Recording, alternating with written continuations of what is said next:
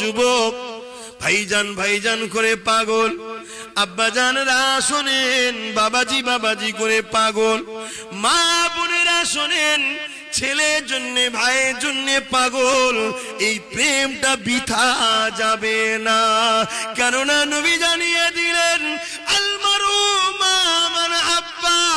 এ দুনিয়ার মানুষ শুনে খেদা, নবী বললেন দুনিয়ায় যে যাকে ভালোবাসবে পরকাল সে তার সাথেই থাকবে। আরো জোরে বলুন সুবহান। আল্লাহ নবী কি মিথ্যা বলে?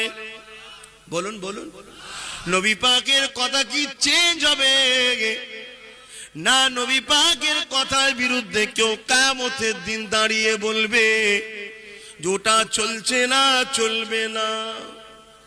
আছে নাকি কেউ? হ্যাঁ, কিছু শয়তান আছে রে বাবা।